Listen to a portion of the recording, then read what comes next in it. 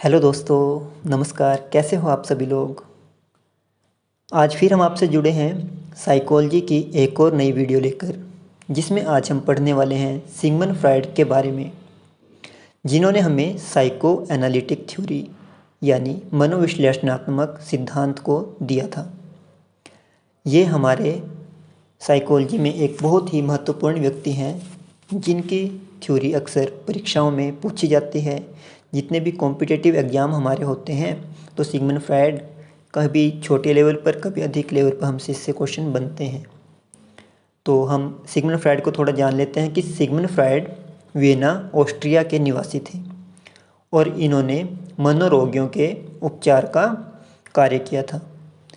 इन्होंने मानव के मन की तुलना, देखो ये बहुत इंपॉर्टेंट क्वेश्चन है, बार बार परीक्षा में पूछे जाने वाला, कि सिगमंड फ्रायड ने मानव के मन की तुलना बर्फ़ के टुकड़े से की थी और इन्होंने मानव व्यवहार एवं व्यक्तित्व को समझने के लिए जिस विधि को अपनाया उसे हम मनोविश्लेषणात्मक विधि या साइको एनालिटिक थ्योरी कहते हैं। इस थ्योरी में इन्होंने जो ह्यूमन बिहेवियर को और उनकी पर्सनैलिटी को समझने का प्रयास किया है, उसको ये अंडरस्टैंड यहाँ पे कर रहे थे। तो इनका जन्म 1856 में हुआ था और 1939 में इनकी मृत्यु हो गई। ये इतना क्वेश्चन के उसमें एग्ज़ाम के पॉइंट ऑफ व्यू से इतना इम्पोर्टेंट है नहीं, लेकिन आपको थोड़ा जानने के लिए मैंने बता दिया। लेकिन अगला इसका जो मेन पॉइंट है, ये कहना चाहते हैं कि जो माइंड होता है ना, इन्होंने जो माइंड की जो मानव का जो मस्तिष्क है उसको माइंड ना कहकर या दिमाग ना कहकर उसे क्या कहा गया है, इन्होंने साइकी कहा है। इनका कहना है कि जो साइकी होता है कि उसके थ्रू ही हमारे क्या अलग अलग जो चेंजेस, जो बदलाव वगैरह आते हैं, तो उनके बारे में ये बात करते हैं। देखो इन्होंने बहुत सारी अपनी थ्योरी दी है। जैसे व्यक्तित्व के अध्ययन के लिए इनको जाना जाता है, मन के अध्ययन के लिए भी इनको जाना जाता है, और इन्होंने अचेतन और मनोरोगियों के अध्ययन के लिए भी जाना जाता है। इन्होंने अचेतन मन के ऊपर बहुत सारा कार्य किया गया है। और एक इम्पोर्टेंट बात जो इनकी तरफ से है कि इन्हें एबनॉर्मल साइकोलॉजी यानी कि असामान्य मनोविज्ञान का जनक भी कहा जाता है। तो हमने इनके थोड़ा थोड़ा इनके बारे में अभी समझ लिया है, और मैं इसके लिए एक और वीडियो की हमें ज़रूरत पड़ेगी जिससे हम इसको पूरा कंप्लीट कर पाएँ। और आज मैं आपको इनका जो पहला सिद्धांत है, मनोलैंगिक विकास का सिद्धांत यानी साइको सेक्सुअल डेवलपमेंट थ्योरी, उसको आपके सामने रख रहा हूँ और उसको आपको आज समझा रहा हूँ। आई होप कि आप लोग इसे अच्छे से समझ जाओगे और एग्ज़ाम में कोई भी गलती ना करते हुए सारे क्वेश्चन अच्छे से अटैम्प्ट करके आओगे।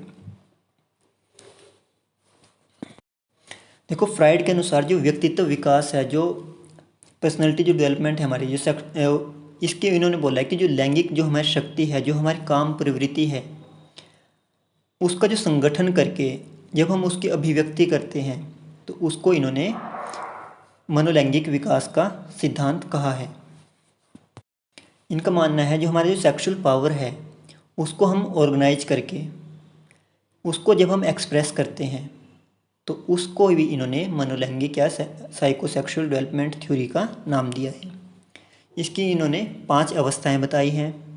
इसको हम बड़े ही रोचक तरीके से पढ़ने वाले हैं। पहली अवस्था है मौखिक कामुक अवस्था, और इंग्लिश में इसको बोलते हैं ओरल स्टेज। तो पहला इंपॉर्टेंट क्वेश्चन है कि ये जन्म से लेके 18 माह तक ये वाली स्टेज रहती है। इस अवस्था में आनंद का केंद्र बच्चे का मुख होता है। जैसे अंगूठा चूसना बच्चा इस अवस्था में करता है 0 से 18 माह तक। तो इसमें क्या होता है, जैसे कि बच्चा कोई भी चीज़ उठाता है, या आपने घर में देखा होगा, जैसे कोई भी सामान वगैरह उठा रहा है तो उसको डायरेक्ट क्या अपने मुंह में डाल लेता है। तो इसका मानना है कि जो इस समय जन्म से लेकर 18 माह तक जो बच्चे का आनंद है, किसी भी चीज़ को जो मुंह में डालता है या मुंह के थ्रू ही उसके हर एक चीज़ का आनंद मिलता है। तो आप सोच रहे होंगे कि हाँ, कि अगर मान लो कि ये आनंद इसमें क्या है, तो उसको एक तरह से जो आनंद मिल रहा है अगर वो उस अवस्था में नहीं मिल पाता तो बच्चों में ना काफ़ी कुछ, इनका मानना है कि कुछ दिक्कत आ जाती है, काफ़ी सारी, है ना। जैसे कि अब मैं आपके साथ एक एग्जांपल शेयर करता हूँ। आप लोगों में से कुछ लोग पेन चबाते होंगे और आपके साथी संबंधी कुछ होंगे जो बीड़ी सिगरेट पीते हैं। आजकल तो लड़कियां वगैरह भी शराब वगैरह का सेवन कर रही हैं, आजकल अल्कोहल वगैरह ले रहे हैं। ठीक है, अगर इनका मानना है कि मौखिक कामुक अवस्था या ओरल स्टेज में उनकी जो आनंद था, उनकी जो आवश्यकता थी वो आनंद को पूरा करने के लिए वो पूरी नहीं हो पाती, तो क्या होता है, तो ऐसी हरकतें आने वाले टाइम में इन फ्यूचर उसको देखने को मिलती हैं। देखो कई बार क्या होता है, जैसे गांव में होता है, जैसे काफ़ी सारे लोग जो गांव के रहने वाले होंगे, उनकी मम्मी, वैसे एग्जांपल दे रहा हूँ मैं, कि उनको छोड़ देते हैं घर में अकेले और अपने आप कोई जंगल में लकड़ी काटने जा रही है, कोई घास लेने के लिए जा रही है, कोई अपने किसी और मतलब काम पर कहीं मतलब जॉब के लिए चली गए, कुछ गए, और बच्चे से पीछे से बच्चा क्या रह गया, अकेला रह गया। तो ऐसे बच्चों में हमें क्या देखने को मिल सकता है कि आने वाले टाइम में उसकी ये जो आनंद था, जो के अंदर था जो आनंद का, वो आनंद उसको अच्छे से प्राप्त नहीं होगा और फिर आगे जाके वो जैसे पेन चबाना, बीड़ी पीना, सिगरेट पीना और जो मदिरा पान का जो सेवन करना, ऐसी जो काम करने लग जाते हैं। तो अगर आप में से कोई पेन वगैरह चबाता है तो अपने घर वाले से पूछ लेना कि बचपन में हमें कम टाइम क्यों दिया कि पेन वगैरह जो हम चबा रहे हैं आज की डेट में, तो आप ऐसा पता कर सकते हो। तो दूसरे वाली जो हमारी अवस्था है उसको बोलते हैं गुदा अवस्था, और इसको हम इंग्लिश में बोलते हैं एनाल स्टेज। इसकी अवस्था 15 माह से लेकर 3 साल तक या 18 माह से लेकर 3 साल तक होती है। इस अवस्था में बच्चे का आनंद का केंद्र गुदा होती है और इस अवस्था में निष्कासन अवस्था भी इसको कहा जाता है। इस अवस्था को क्या, निष्कासन अवस्था भी कहा जाता है। तो इसमें क्या होता है, जैसे कि जो छोटे बच्चे होते हैं इस स्टेज में, तो वो क्या करते हैं, जब बच्चा 15 या 18 माह से लेकर 3 साल के बीच का जब बच्चा होगा, तो उसमें क्या होगा कि वो जब जैसे वॉशरूम वगैरह मतलब कपड़े अपने गीले कर देता है, उस टाइम पे क्या करता है, वो उसी में ही अपना खेलने लग जाता है, क्योंकि वो उस टाइम पे वो एक्टिविटी इसीलिए कर रहा है क्योंकि उसको वहाँ पे आनंद मिल रहा है। तो उसका आनंद का केंद्र उसकी गुदा को यहाँ पे इसलिए बोला गया है, उसके अनाल को उसका आनंद का केंद्र बोला गया है। अच्छा, तो कई बच्चे होंगे, अपने बच्चों को क्या हो, कई माँ बाप होंगे अपने बच्चों क्या करते हैं, बहुत साफ़ सुथरा रखते हैं, उसको बहुत अच्छे डायपर वगैरह लगा के रखते हैं और बहुत ही ज़्यादा केयर करते हैं। तो उस बच्चे को तो आनंद जिस चीज़ में मिल रहा था उसको वहाँ पे उस टाइम पे मिल नहीं पाया, तो इसका मतलब कहीं ना कहीं पे कमी रह गई है। तो बच्चा जो आने वाले टाइम में उसमें क्या क्या परिवर्तन देखने को मिलेंगे, तो अगर ऐसा होता है कि बच्चे का आनंद वहाँ पे पूर्ण नहीं हो पाता, उसको पूरी रूप से वहाँ पे सुख नहीं मिल पाता, तो इस अवस्था में फिर बच्चा आने वाले टाइम में या तो चिड़चिड़ापन आ जाएगा उस बच्चे में, या बहुत ही गुस्से वाला वो बन जाएगा। तो अगर आप में से कोई ज़्यादा गुस्सा करता है और ज़्यादा ही चिड़चिड़ा है, तो आपकी स्टेज में कहीं ना कहीं थोड़ी आपके परिवार वालों से मिस्टेक रह गई है, तो आप ये समझ सकते हो, है ना। तो अगले वाले स्टेज पे हम चलते हैं, लिंग प्रधान अवस्था, और इसको बोलते हैं फैलिक स्टेज। यह स्टेज 3 साल से लेकर 6 साल तक रहती है। इस अवस्था में 2 ग्रंथियां सक्रिय हो जाती हैं।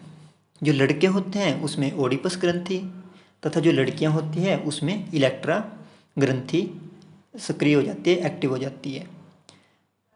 इन ग्रंथियों के सक्रिय होने से क्या होता है कि जो लड़कों में जो ओडिपस ग्रंथि सक्रिय होती है, तो उससे क्या होता है, वो अपनी माता के प्रति ज़्यादा आकर्षित रहते हैं, उनसे ज़्यादा प्यार करते हैं और अपने पिता से थोड़ा नफरत करने लगते हैं। और जो लड़कियों की जो इलेक्ट्रा ग्रंथि है, तो उसमें क्या हुआ कि जो लड़कियों के प्रति तो उनका बच्चों को क्या, तो ज़्यादा जो लड़की होती है उसका अपने पिता के प्रति होगा ज़्यादा लगाव रहेगा, और जो अपनी माता होगी उससे वो थोड़ा नफरत करना स्टार्ट कर देगी। तो ये जो 2 ग्रंथियाँ जब यहाँ पे एक्टिव हो जाती हैं, तो ये स्टेज हमें देखने को मिलती है। देखो इलेक्ट्रा और ओडिपस को आपने सुना होगा पहले बहुत बार, लेकिन मैं इसको थोड़ा एक्सप्लेन कर देता हूँ जिससे आपको पता चले कि ये आखिरकार है क्या। देखो ओडिपस एक बहुत ही बड़े राजा के लड़के का नाम था। तो वो क्या करता है कि अपनी माता से मतलब ज़्यादा प्यार करता है, पिता से थोड़ी नफरत करने लग जाता है स्टेज में। तो वो उसकी जो ये नफरत अपने पिता के प्रति इतनी ज़्यादा बढ़ जाती है कि वो अपने पिता को ही वहाँ पे मार देता है। तो इसीलिए ओडिपस क्या है, ये जो ग्रंथि है उस व्यक्ति के नाम पे ही रखा गया है। तो ऐसे ही क्या हुआ था, जो लड़की थी, जो इलेक्ट्रा नाम की एक लड़की थी, तो उसने अपने माता को मार दिया था, क्योंकि वो उनको बहुत पसंद नहीं करती थी, उनको बहुत ही ज़्यादा गुस्सा आता था अपनी माता के ऊपर। तो एक दिन क्या हुआ कि उन्होंने अपनी माता को ही मार दिया। इतना ज़्यादा वो क्या हो गए थे, उन दोनों के बीच में तनाव रहने लग गया था, अपने माता से इतनी ज़्यादा उनकी नफरत हो गई थी। तो आप आई थिंक समझ गए होंगे कि इस सिचुएशन में क्या होता है कि ऐसी थोड़ी अवस्थाएं मिल जाती हैं। लेकिन वो क्या हो गया, उनकी तो थोड़ी हाई लेवल पे चली गई, इसीलिए उन्होंने ऐसे कोई मतलब ऐसा काम किया। लेकिन सामान्यतः ये क्या है कि थोड़े कम ही लेवल पर रहते हैं, और बच्चे क्योंकि माता पिता से डरते हैं तो अपनी इस जो अवस्था में जो अपना जो गुस्सा है वो निकाल नहीं पाते। अच्छा, अगर इस अवस्था में जो ये ग्रंथि एक्टिव ना हो, मतलब सही तरह से काम ना कर पाए यहाँ पे, तो कुछ ना कुछ दिक्कत तो आएगी बाद में, जैसे पहले 2 स्टेज में आई है। तो इसमें कंसंट्रेशन जो हमारा है, कंसंट्रेशन एंजाइटी इसमें हो जाती है बच्चों में। और अगर लड़कों में देखा जाए तो लड़कों से जो लड़कियां होती है जो आने वाले टाइम में फ्यूचर में वो जलन करने लग जाती हैं, अगर यहाँ पे ये स्टेज पूरी तरह से उनको ये जो सुख है जो वो लेना चाहते हैं उनको नहीं मिल पाता। तो इस बात का भी आपने थोड़ा ध्यान रखना है। देखो, एग्ज़ाम के पॉइंट ऑफ व्यू से तो मैं आपको बता रहा हूँ, लेकिन मैं आपको साथ साथ ये सब भी बता रहा हूँ कि कैसे इसको आसानी से याद किया जा सकता है और क्यों इसको हम पढ़ रहे हैं। इसको पढ़ने का जो मेन मोटिव है ये भी हमें पता होना चाहिए कि क्या हमें आगे इन फ्यूचर करना है। तो इससे अगली वाली जो हमारे स्टेज है उसको बोलते हैं अदृश्य अवस्था या लेटेंसी स्टेज। ये बच्चों में 6 साल से लेके प्यूबर्टी तक रहती है। 6 वर्ष से लेके कहाँ तक, जब हमारे प्यूबर्टी स्टार्ट नहीं होती तब तक ये अवस्था रहती है। इस अवस्था को गुप्त अवस्था भी कहते हैं, और इसमें बालक लैंगिक भावना को नियंत्रित करना सीखता है। इस अवस्था में लगाव का कोई भी केंद्र नहीं होता, और इस अवस्था में पारंपरिक संबंध, सहकर्मी, इन सब का विकास क्या शुरू हो जाता है। बच्चे अच्छे अच्छे दोस्त बनाना सीख जाएगा, परिवार वालों के साथ कैसा रहना है, उनके साथ संबंध वगैरह अच्छे से बनाना सीख जाएगा। इतना आप समझे। और इसमें मेन बात है कि अगर क्वेश्चन बनता है कि कौन सी अवस्था में कोई भी आनंद का केंद्र नहीं देखने को मिलता, तो वो कौन सी आएगी, हमारी लेटेंसी स्टेज। इतना आप समझे। नेक्स्ट हम देख लेते हैं कि जननेंद्रिय अवस्था, जो अगली हमारी है 5वीं स्टेज है, तो उसको बोलते हैं जेनिटल स्टेज। और ये कब से कब तक है, ये प्यूबर्टी से जीवन पर्यंत तक, यानी कि लाइफ लॉन्ग चलने वाला एक प्रोसेस है। तो इस अवस्था में जो फ्राइड है हमारे, उन्होंने बताया है कि जो बच्चे हैं जो 13 से लेके जो एबव एज वाले हैं, वो क्या होते हैं, इसमें विपरीत लिंग के प्रति आकर्षित होते हैं। जैसे कोई लड़का होगा वो लड़की के प्रति आकर्षित होगा, लड़की किसके, लड़के के प्रति आकर्षित होना स्टार्ट कर देती है। यहाँ तक आई होप कि आप समझ गए होंगे। इसमें एक और मैं आपको थोड़ा एक्सप्लेन कर देता हूँ कि इस स्टेज में जो ईड, ईगो और सुपर ईगो थोड़ा एक्टिव हो जाता है यहाँ पे ज़्यादातर, कि जो बच्चों में है कि इसके बेस पे ही क्या होगा, जैसे वो ईड, ईगो, सुपर ईगो जैसे ही काम करेगा वैसे इन फ्यूचर हम बनेंगे। तो मैं आपको बता देता हूँ कि अगर ईड क्या होता है कि अगर इस अवस्था में ईड बच्चे के ऊपर ज़्यादा हावी रहता है तो बच्चा अपोजिट जेंडर या अपोजिट रिलेशन में क्या है कि उसमें पड़ जाता है ज़्यादातर। ठीक है, बच्चा ज़्यादा से ज़्यादा रिलेशन बनाएगा। और कि जैसे कि आप स्कूल टाइम में आप देखते होंगे, अगर बच्चा क्या होगा सुपर ईगो अवस्था में चला जाएगा तो बच्चा क्या होगा कि कोई भी रिलेशन वगैरह तो दूर की बात, वो क्या होगा कि अगर सुपर ईगो इस अवस्था में हावी हो जाती है तो बच्चा डरपोक बन जाता है, हर एक चीज़ से डरने वाला, उसको हर टाइम भय रहेगा किसी भी चीज़ का। तो यानी कि किसी भी काम को पहल देने से वो डरने लगता है।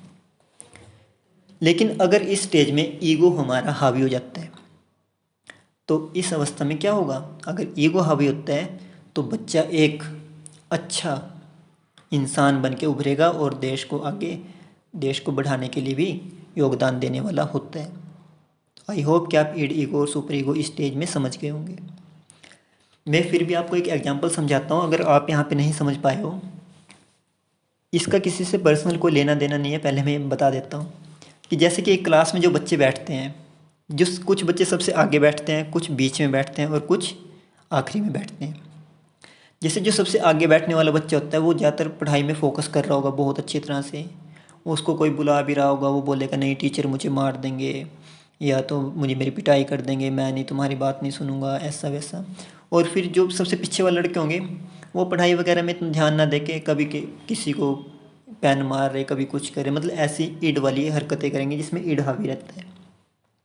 तो इसी के साथ जो ईगो वाले होंगे, जो क्लास में जो थोड़ा बीच में बैठने वाले बच्चे होंगे, वो क्या होगा, उनका एक आधा रिलेशन भी होगा अच्छे से, और इधर वो पढ़ाई में भी थोड़े अच्छे होंगे, है ना, दोनों साइड से एवरेज होंगे वो।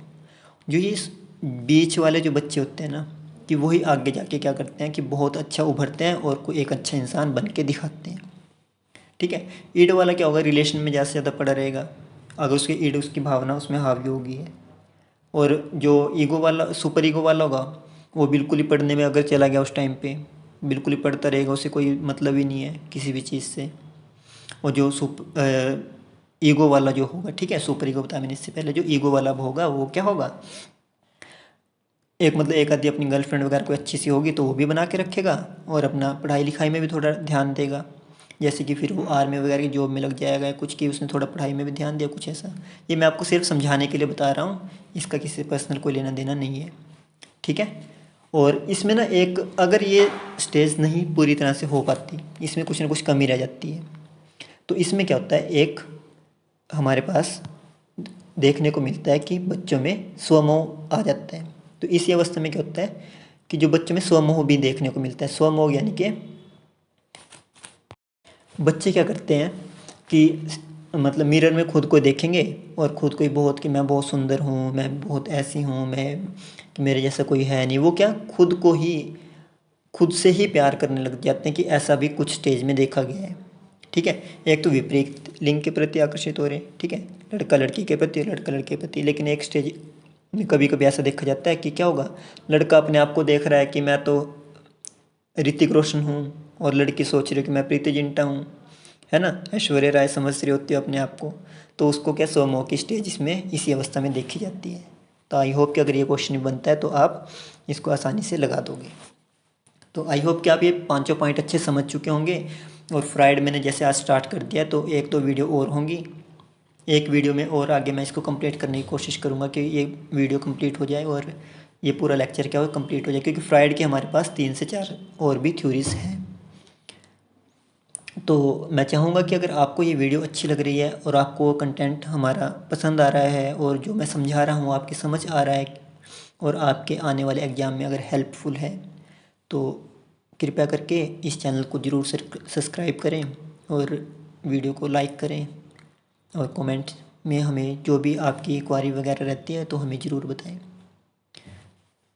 और अगर आपको नोट्स वगैरह कुछ चाहिए तो हमें व्हाट्सएप भी कर सकते हो आप, और मेल पे हमें मैसेज भी डाल सकते हो, या आप कमेंट में लिख देना कि हमें के नोट्स वगैरह चाहिए, तो हम आपको नोट्स प्रोवाइड करवा देंगे, और हम आपसे कांटेक्ट, हमारी जो टीम है आपसे कांटेक्ट कर लेगी और आपको नोट्स वगैरह प्रोवाइड करवा देगी। जो छोटी मोटी जो फ़ीस होगी वो तो खैर बहुत कम फ़ीस में हम दे देंगे आपको, जो भी चार्जेस वगैरह जो रखे होंगे हमारी टीम ने, तो उसके हिसाब से आपको वो मिल जाएंगे नोट्स वगैरह, और एकदम अच्छे नोट्स मिलेंगे। हैंड रिटन नोट्स चाहिए वो मिलेंगे आपको, और आपको टाइप किए नोट्स चाहिए तो आपको वो भी हम प्रोवाइड कर देंगे। तो ठीक है, मैं चाहूँगा कि आज के लिए क्लास को हम यहीं पे विराम देते हैं। ठीक है, आप सभी का मेरी इस छोटी सी क्लास को सुनने के लिए बहुत बहुत धन्यवाद।